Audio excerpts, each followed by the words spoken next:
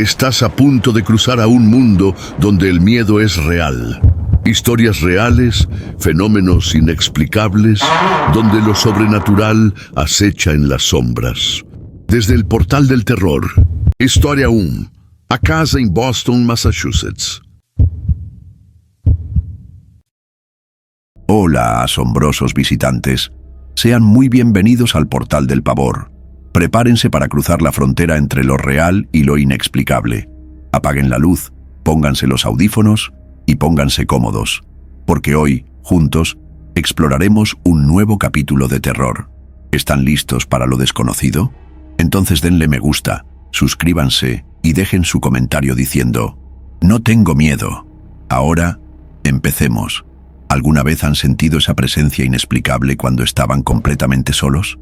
Ese escalofrío súbito en la nuca, la certeza incómoda de que unos ojos invisibles siguen cada uno de sus movimientos en la penumbra de su propia casa. Es un miedo primigenio, grabado en nuestro ADN desde los tiempos en que la oscuridad albergaba depredadores reales. El temor a los ruidos que quiebran el silencio de la madrugada, a la sombra que se mueve por el rabillo del ojo, a la premonición de que no estamos tan seguros como creemos. ¿Qué guardan realmente las paredes de una casa antigua?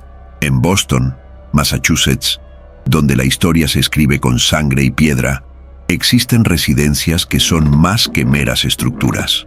Son monumentos de secretos, tumbas de memorias que se niegan a morir. Imaginen una casa de arquitectura colonial, apretujada entre otras iguales, con ventanas que parecen ojos vacíos y cansados. Imaginen el olor a madera húmeda y polvo de siglos que los recibe apenas cruzan la puerta. El sonido constante del suelo crujiendo, como si huesos viejos protestaran a cada paso.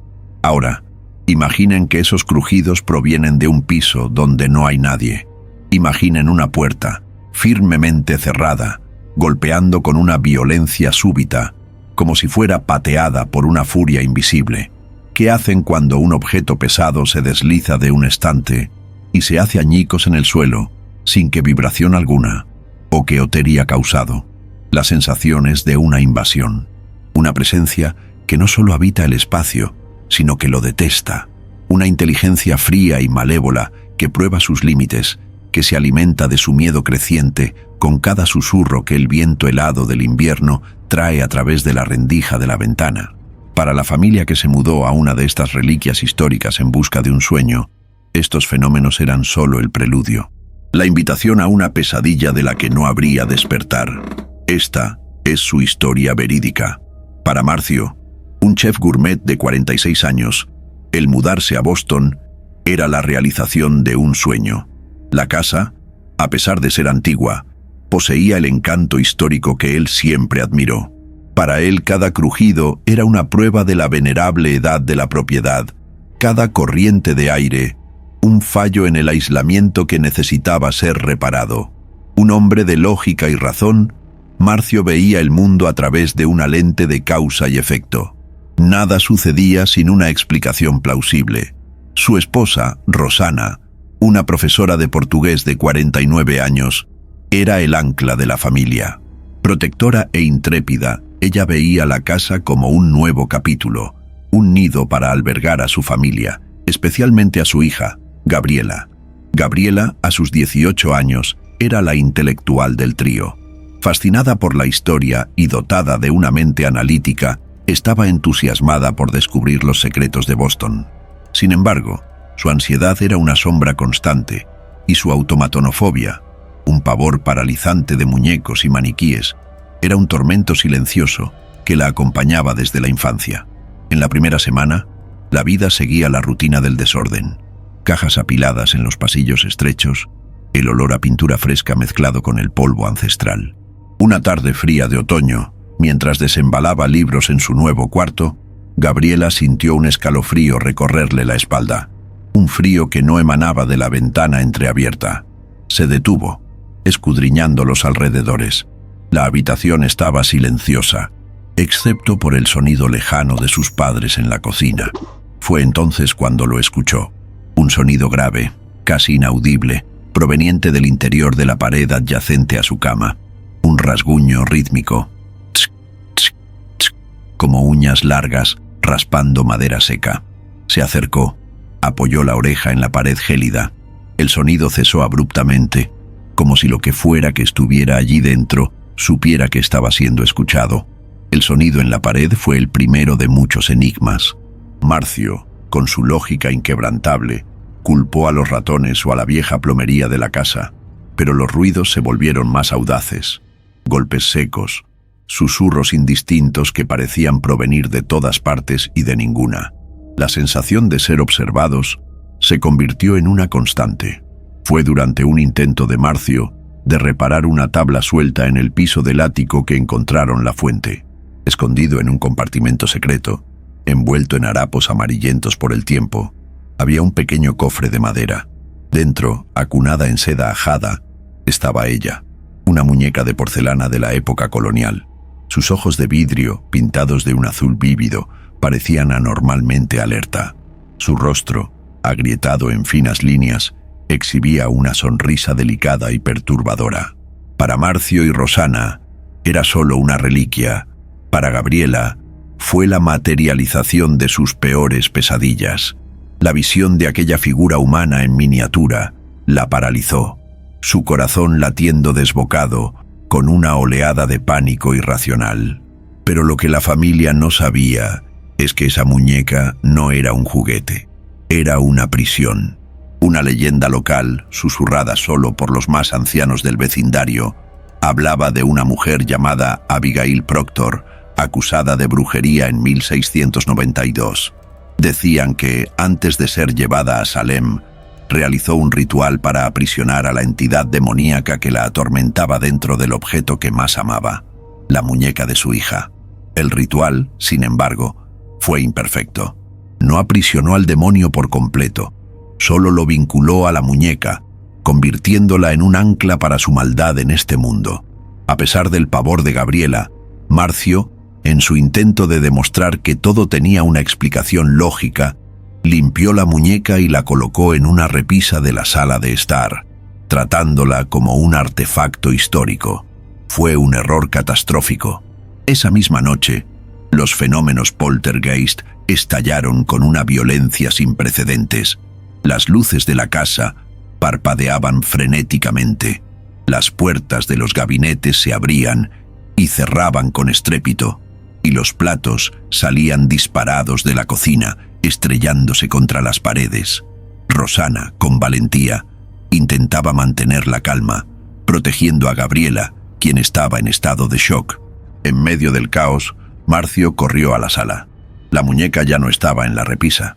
La encontró en lo alto de la escalera, sentada, con la cabeza ligeramente inclinada, como si observara la escena. Su claustrofobia comenzó a atacarlo. Las paredes del pasillo parecieron cerrarse sobre él. Cogió la muñeca, sintiendo la porcelana anormalmente fría, y la encerró en el sótano, húmedo, creyendo que al eliminar el disparador de la histeria, todo volvería a la normalidad. Pero el silencio que siguió fue aún más aterrador. En la madrugada, Rosana se despertó con un sonido suave proveniente del piso de abajo. Bajó las escaleras y la sangre se le heló.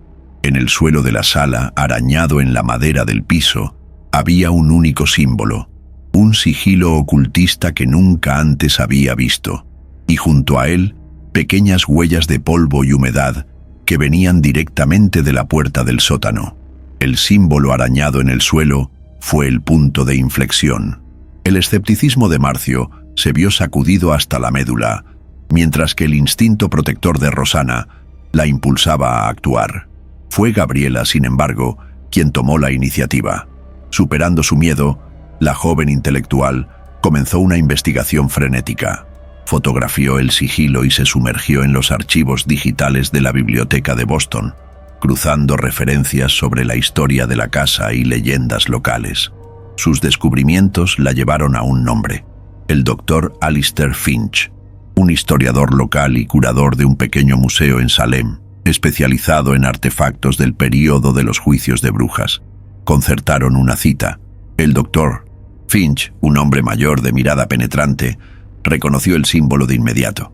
Explicó que no era una marca de bruja, sino un sigilo demoníaco asociado a una entidad conocida como el coleccionista de miedos, un demonio que se alimenta de las fobias de sus víctimas. Escuchó la historia de la muñeca y su rostro palideció. Los llevó a una sección restringida del museo, mostrándoles un antiguo diario perteneciente a un juez de los juicios de Salem. Por un momento, la familia sintió un alivio. Había una explicación, un contexto histórico. Quizás, con el conocimiento del Dr. Finch, podrían simplemente deshacerse de la muñeca y acabar con todo. Pero esa esperanza fue brutalmente destrozada cuando el historiador pasó una página del diario. Allí, dibujado con tinta descolorida, estaba el retrato de Abigail Proctor, y al lado, una anotación del juez. La bruja afirmó haber vinculado al demonio no a la muñeca, sino al miedo que la muñeca representaba. El objeto es solo la puerta. La clave es el pavor del niño. El silencio en el coche durante el regreso a casa era más pesado que cualquier grito. La revelación del Dr. Finch lo había cambiado todo. No era la casa la que estaba embrujada, ni la muñeca. Era la propia familia la que estaba bajo ataque, con el temor de Gabriela sirviera de faro para una entidad malévola. Al llegar a casa, se reunieron en la cocina, el único lugar que aún parecía relativamente seguro. Marcio, con el rostro pálido pero resuelto, tomó una decisión. Vamos a quemar esa cosa. Ahora. Bajó al sótano a buscar un recipiente metálico y líquido para encendedores. En el instante en que su mano tocó el picaporte de la puerta del sótano, ésta se cerró de golpe, sumiéndolo en una oscuridad absoluta. Las paredes parecieron encogerse, el aire se volvió escaso y su claustrofobia lo golpeó con la fuerza de un puñetazo en el estómago. Arriba, Rosana oyó el grito ahogado de su esposo. Al volverse hacia el pasillo, vio una sombra oscura retorcerse en el techo. La sombra se deshizo en cientos de puntos negros que cayeron en cascada por la pared.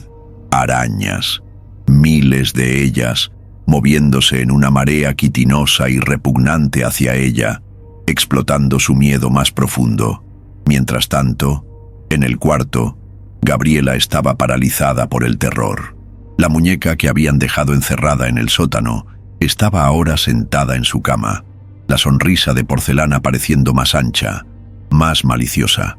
Con un crujido audible de su cuello de cerámica, la cabeza de la muñeca giró lentamente hacia ella, y un susurro arrastrado, como el de hojas secas, llenó la habitación. Gabriela. Consiguiendo liberarse, Marcio forzó la puerta del sótano y subió corriendo, encontrando a Rosana acurrucada en el pasillo. Juntos irrumpieron en el cuarto de Gabriela. Al ver la muñeca, Marcio fue poseído por una furia ciega. Arrancó el objeto de la cama e, ignorando los gritos de su hija, lo arrojó al suelo y lo aplastó repetidamente con una barra de hierro que había traído del sótano. La porcelana se hizo añicos en 1000 pedazos. Por un segundo hubo silencio, un silencio de victoria, pero entonces una risa baja y gutural resonó, no de un punto específico, sino de las propias paredes de la casa. Los fragmentos de la muñeca comenzaron a humear, disolviéndose no en polvo, sino en un humo negro y aceitoso que fue absorbido por la madera del suelo. La presencia no había sido destruida, había sido liberada. Todas las puertas y ventanas de la casa se cerraron y trabaron con una serie de golpes violentos y simultáneos. Estaban atrapados. Perfecto. La falsa esperanza fue aplastada. La entidad está libre de su receptáculo y la familia está atrapada dentro de la casa, que ahora es MX. Es el dominio del demonio. El enfrentamiento final es inevitable, Alma. Excelente. El enfrentamiento alcanzó su cenit y la familia se encuentra ante una elección imposible. Ahora, urdimos el desenlace de esta aterradora historia y dejaremos a la audiencia con un escalofrío perdurable. El tiempo pareció detenerse. Frente a Gabriela, la entidad le ofrecía una salida, una bargana espantosa. Mirando los rostros aterrorizados de sus padres, tomó su decisión. Con una fortaleza que desconocía poseer, empuñó el medallón de Abigail Proctor y vociferó las palabras finales del ritual de destierro, no de sumisión. El círculo de sal explotó en una luz blanca y cegadora, y un grito de su mano, preñado de odio y dolor, resonó por la casa, sacudiendo sus cimientos. La figura sombría se desintegró en humo y fue succionada hacia el interior del medallón, que fulguró con un calor intenso antes de oscurecerse, tornándose gélido. El silencio subsiguiente fue absoluto. Puertas y ventanas se destrabaron. El aire se sintió más liviano. La presencia se había ido. La familia, exhausta y traumatizada, abandonó la residencia esa misma noche, llevándose consigo únicamente sus vidas y el medallón ahora gélido. Jamás regresaron. La casa en Boston fue vendida, pero ningún morador logró permanecer por tiempo prolongado, quejándose de un frío inexplicable y de la sensación de una pérdida abrumadora que emana de sus muros. Marcio jamás volvió a dudar de lo que no podía ver. Rosana encontró cicatrices en su valentía. Y Gabriela jamás volvió a temer a las muñecas. De hecho, rara vez temía algo. La experiencia la dejó con un vacío, una calma inquietante, como si la entidad, al ser desterrada, se hubiera llevado consigo no solo su fobia, sino su capacidad de sentir pavor. Y a veces, en el silencio de la noche, se pregunta si aquello fue una victoria o la parte final de la bargana demoníaca. ¿Qué habrías hecho en su lugar? ¿Aceptarías el pacto para salvar a tu familia o lucharías, aun arriesgándote a perderlo todo? Si tienes una historia real de terror, envíala. Tu experiencia podría ser nuestro próximo episodio. Gracias por atravesar esta noche sombría con nosotros en el Portal del Pavor. Ahora dime, ¿tendrías el valor de pasar por esto? Compártelo en los comentarios, si es que logras dormir esta noche. No olvides darle like, suscribirte y activar la campanita para recibir más historias escalofriantes cada semana. Duerme bien, si puedes. Hasta el próximo relato. Buenas noches y hasta la próxima. Video del Portal del Pavor. Recuerde, en el Portal del Pavor, la realidad es más aterradora que cualquier ficción. A fin de cuentas, lo más escalofriante del Portal del Pavor es saber que todo esto sucedió de verdad. Historia 2. Compramos la casa y el contrato vino de Beyond. La luz dorada de la mañana se cuela entre los árboles de Tepoztlán, pintando figuras en las paredes pulidas de nuestra nueva casa, ese sueño viejo que al fin pudimos habitar. Yo, Antonio Luis, respiro la humedad de las plantas, todavía extrañado por el olor de tierra viva, mientras Fátima María acomoda sobre una repisa la misma foto de bodas de siempre. Sonríe buscando convencernos de que es posible volver a empezar. El silencio de esta casa antigua se siente como un abrazo, como si nos prometiera descanso después de tantos años de insistirle a la vida. Me acuerdo con claridad del señor que nos vendió la casa, un viejito de voz suave y mirada risueña, que nos llenó de historias sobre la colonia y sobre un ahuehuete enorme al fondo del terreno.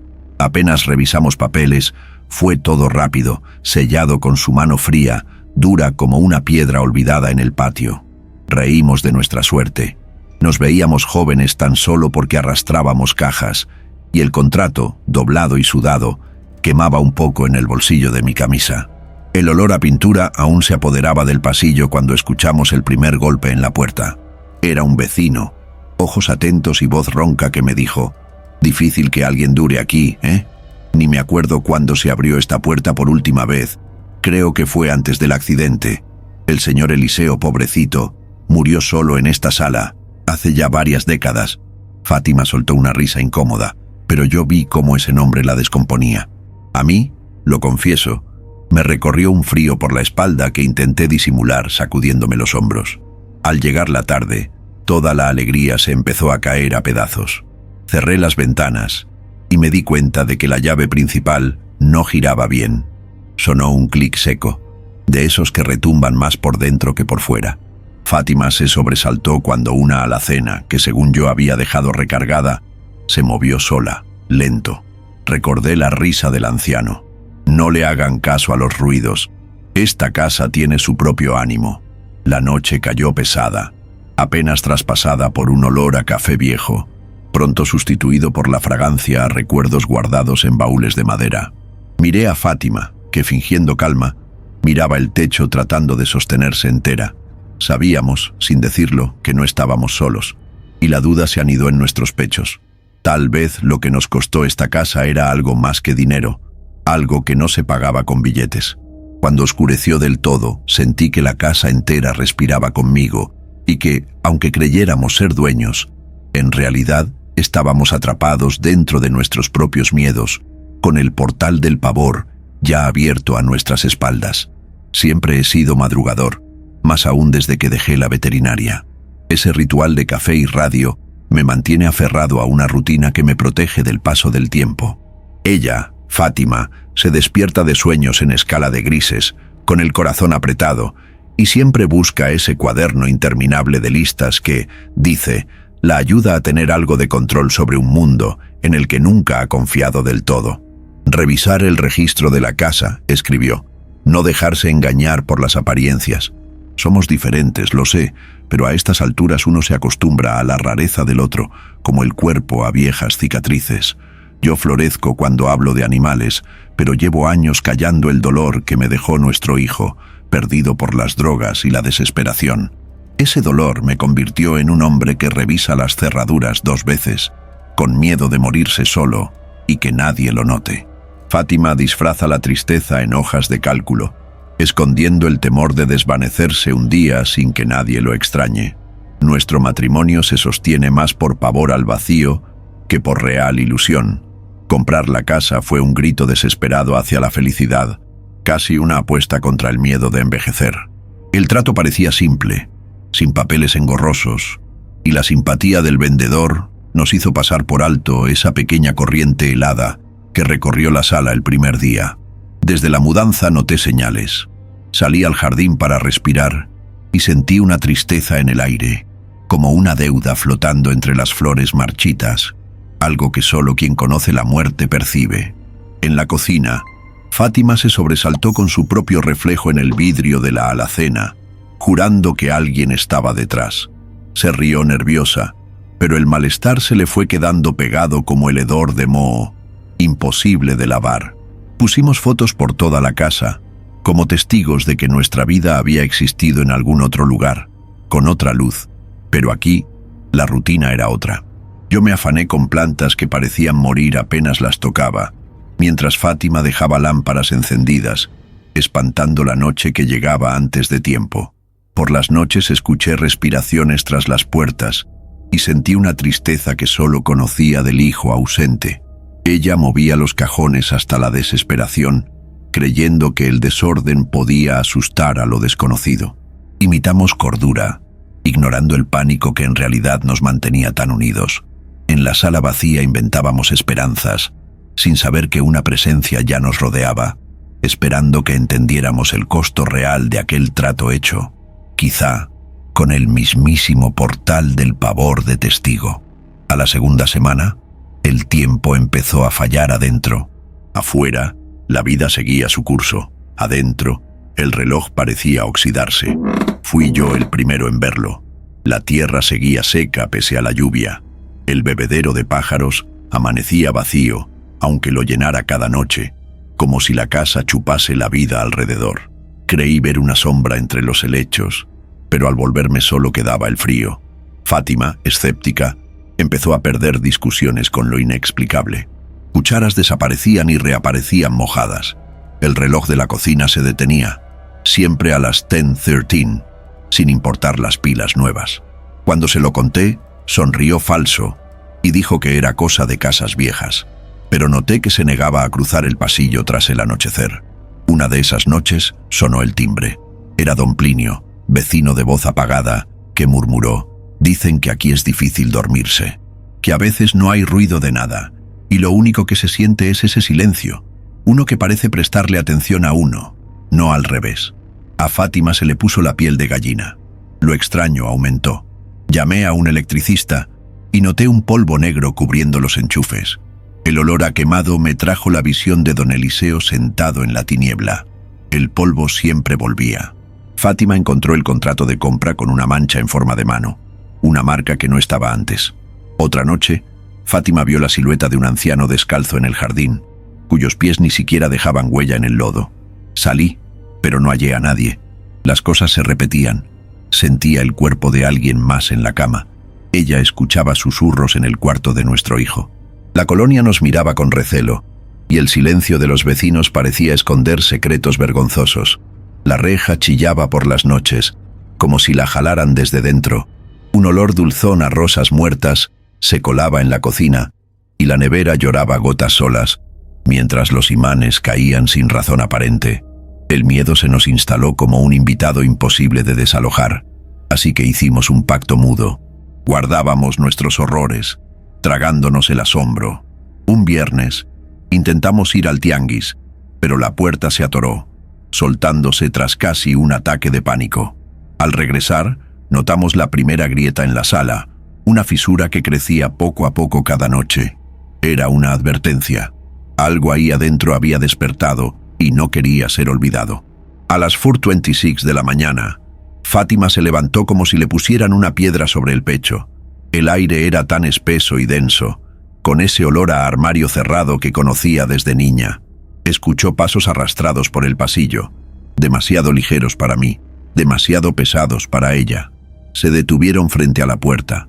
Supo en ese instante que si susurraba, lo traería adentro. El espanto se reía detrás de la pared.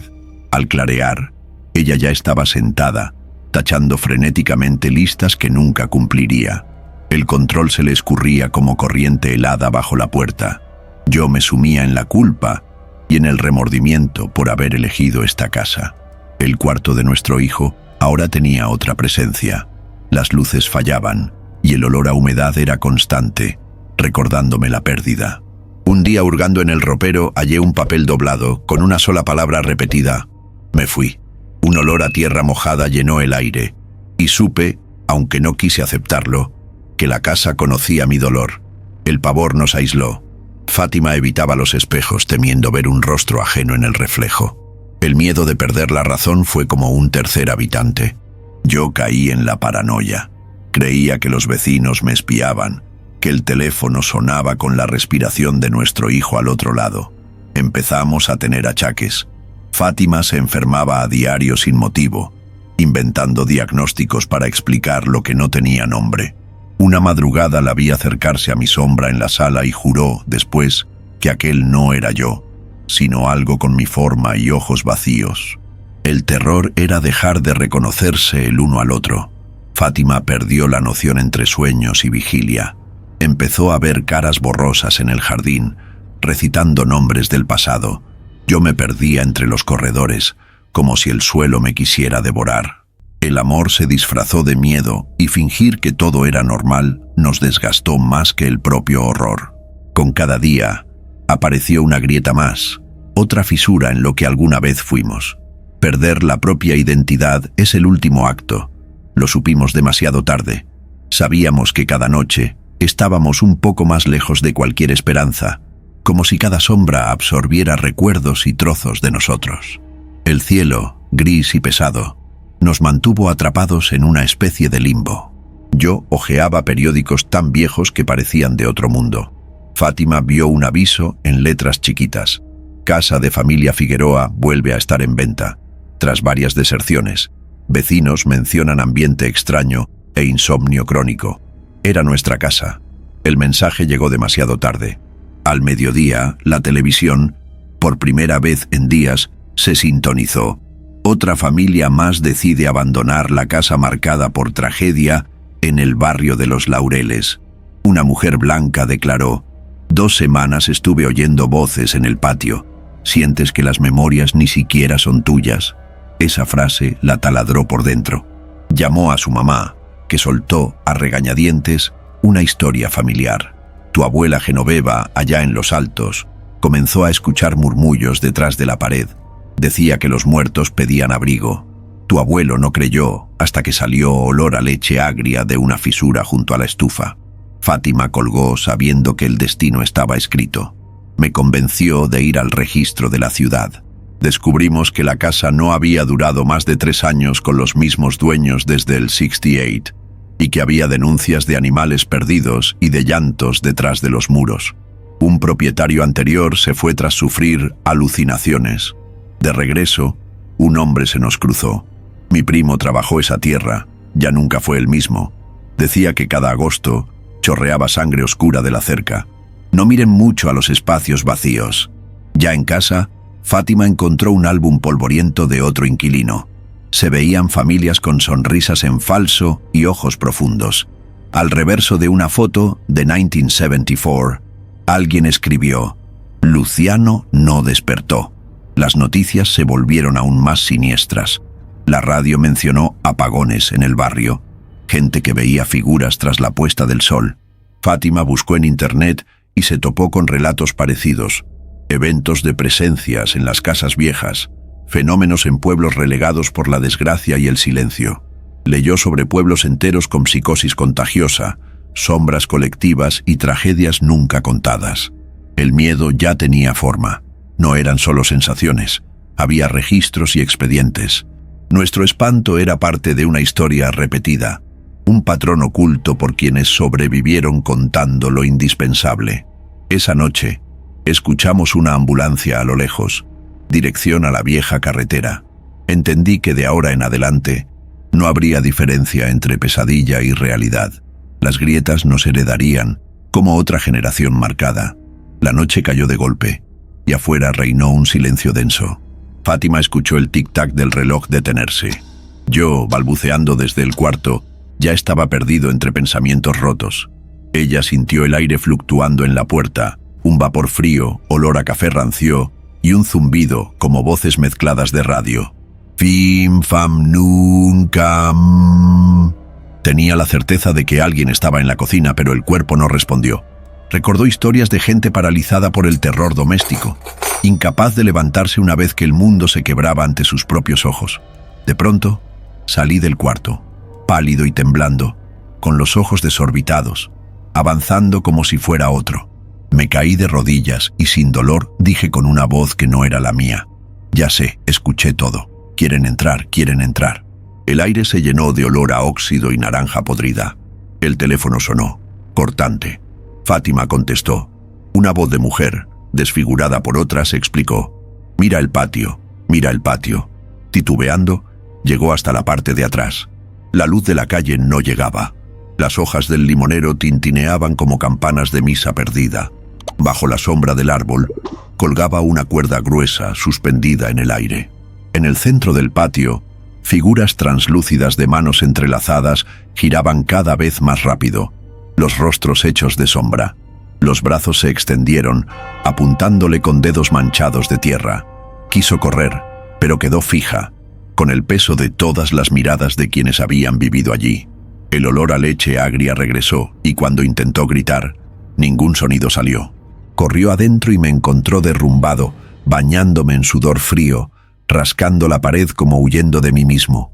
Ruidos llenaron la casa. El grifo goteaba, el vidrio zumbaba, el horno explotó en chispas. Sonó el timbre. Una vez. La perilla giró despacio, pero del otro lado solo estaba el vacío. Una sirena retumbó lejos, y la casa pareció doblarse de dolor. Fátima solo pensaba: van a entrar.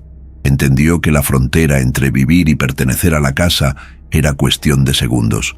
Reaccionar o ser devorada. Se refugió aferrada a mí, llorando en silencio, aceptando que, llegado el final, nadie aquí era realmente inocente. Todos formábamos parte de esa historia. El sol apenas apareció y Fátima siguió encogida en el corredor. Yo ya no respondía, los ojos entrecerrados como escuchando tormentas lejanas. Dos cuerpos aplastados por paredes estrechas y un aire impregnado del mismo olor. Los días siguientes se mezclaron en uno solo. La radio hablaba de accidentes, de animales muertos, del ahuehuete que se tragó a otro más. La gente de Tepoztlán miraba la casa como a una bestia hambrienta. Yo dejé de vivir en el tiempo regular. Me guiaba por los ruidos, las maderas, el goteo. Me aislé, obsesionado con las grietas y la cuerda que aparecía en mi visión periférica. Mis ataques de furia y los murmullos a la nada se volvieron rutina. Nadie se atrevía a despertarme cuando murmuraba: están en la pared de madrugada. Toda búsqueda de normalidad era saboteada por la casa. Luces parpadeando, el olor a humedad, el reflejo en el microondas devolviéndole otra cara a Fátima. Intentó salir en auto, pero todas las calles la regresaban a la entrada. Los vecinos murmuraban: ahora sueña con las voces. Sus pesadillas se volvieron recuerdos asimilados. Veía mujeres arrastradas al patio, niñas llorando en desvanes. Sentía como si otra identidad la devorase. Adquirió costumbres ajenas y notó una fisura interna, la rotura entre lo que era y lo que la casa quería que fuera. Marcas físicas aparecieron, moretones, rasguños. Sentía dedos invisibles aferrando sus tobillos, un frío asfixiante compartiendo la cama. Mi espíritu se vació. Terminé internado tras intentar romper el círculo de manos afuera. El diagnóstico fue ambiguo, pero Fátima sabía la verdad. No volví. Quedé absorto, susurrando sobre voces más viejas que cualquier muro, los ojos fijos en la cuerda tejida de sombras en el techo. Fátima se deslavó día con día, presa en una rutina de limpiar lo inentendible. El pueblo la dejó sola y la leyenda creció. Un vecino deslizó una carta: no tardes, cuenta las voces, no aceptes nada de quien ya se fue. El terror real no es lo sobrenatural, es el vacío cotidiano que queda después. Familia y amigos evaporados, recuerdos reducidos a imágenes marchitas, como si alguna vez solo hubiéramos existido para alimentar el hambre de ese lugar. Nunca más. Esas fueron mis últimas palabras antes de desvanecerme en recuerdos. Nunca más abrió la ventana izquierda, la que daba al patio. La revisaba decenas de veces por noche, aunque sabía que la barrera entre ella y lo demás ya no existía. Nunca volví del hospital. Mi mundo es una celda blanca y un reloj inmóvil. Todavía susurro a las sombras: apaga, no dejes que encuentren la entrada. Ninguna pastilla apaga las voces que narran noches que ya no nos pertenecen. Lejos, la casa sigue vacía por fuera, llena por dentro. Nadie se atreve a pasar por la banqueta sin sentir los ojos de alguien reflejados en el vidrio. Y aunque Fátima está lejos de ahí, sabe que parte de ella nunca salió, que todavía está ahí, callada, esperando el próximo momento para surgir. Su nueva vida es un infierno aparentemente común. Se lava las manos compulsivamente, temiendo que algo suba por el desagüe. El olor a leche agria le sacude el cuerpo, y hay mañanas en las que siente la boca pegajosa, como si masticara recuerdos ajenos. El espejo ya no le devuelve su mirada. Hay una sombra detrás, como si otra persona observara. No duele lo que perdió, sino lo que se quedó, esa piedra en el pecho, la certeza de que lo que la rozó persiste. La casa ya no está afuera, sino dentro. Los doctores dejaron de preguntar, llenando expedientes con palabras elegantes para algo que no es enfermedad. Es la enseñanza a la mala de alguien que entendió lo peor que una casa puede revelar. El miedo no terminó con la huida. Retumba en todos los rincones de su vida. Al dormir siente que alguien se acerca, susurrando: déjame entrar. Nunca más confió en una cerradura. Cada mañana el olor de esa casa impregna la ropa nueva, como si la visitara en sueños. El pueblo se saturó de pánico y nuestra historia quedó como advertencia. Nadie termina ileso de un horror así. Basta la mínima grieta para que todo vuelva, el escalofrío en la espalda, esa sensación de ser observado, el impulso de huir, y la historia tal vez no acaba. Puede que quien lea esto, en la oscuridad, sienta ese sonido raro al otro lado de la pared. El miedo, si quiere, siempre encuentra quien esté listo para recibirlo. ¿Y tú, qué herida prefieres no tocar? ¿Qué harías si de repente hueles leche agria y la manija de la puerta se mueve sola? El horror ya vive contigo desde hace tiempo. Si historias así te hacen replantearte tu lugar frente a lo desconocido, no mires atrás. Pero si lo haces, cuéntame, ¿en qué momento sentiste que por fin estabas en casa o que el horror ya era parte de ti? Suscríbete, porque todos estamos, en realidad, a una puerta cerrada de descubrir lo que existe en nuestro interior, aquí en el Portal del Pavor.